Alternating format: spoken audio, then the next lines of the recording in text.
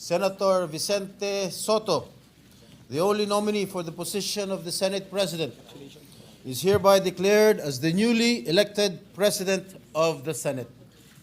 Mr.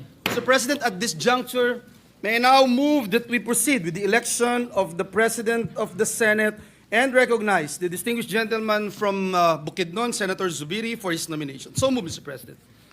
An objection? There being none, motion is approved. Maraming salamat, Mr. President. Mr. President, I have the honor of nominating Senator Vicente C. Sotto III as Senate President. We already know him to be a leader of great integrity, as exemplified by his time as Vice Mayor of Quezon City, as Senate Majority Leader, as Senate Minority Leader, and of course, as Senate President. Having had the honor of working alongside him as his Majority Leader during the 17th and 18th Congress, I witnessed firsthand his peerless leadership and work ethic, and I can say with conviction that he has been nothing short of a reliable and trustworthy leader. As Senate President, he always led with fairness and transparency, and he led with an open ear and a decisive hand, ensuring unity and stability in the Senate at all times. Most importantly, he was a traditionalist in the very best sense of the word, consistently upholding the rules and traditions that protected the integrity of the Senate as the nation's last bastion of democracy. With Senator Sotto as Senate President, the Senate is in good hands. Maraming salamat po, Your Honors. Thank you, Senator Zubiri. Majority Leader. Yes, Mr. President, there are no other nominations. Mr. President, I therefore move that we close the period of nomination. So move, Mr. President. Any objection? There being none, the motion is hereby approved. Mr. President, Senator Ligarda is also seeking the floor. I move that she be recognized, Mr. President. Senator Ligarda is hereby recognized.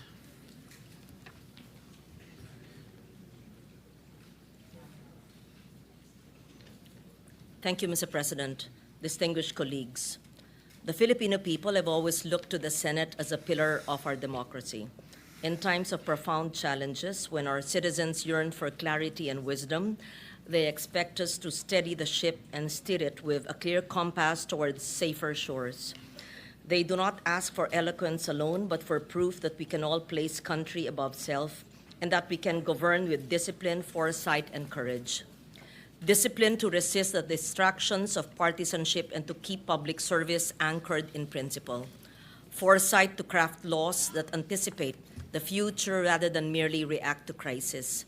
And the courage to take the difficult but necessary decisions that secure the long-term welfare of our people, even when they come at significant political cost.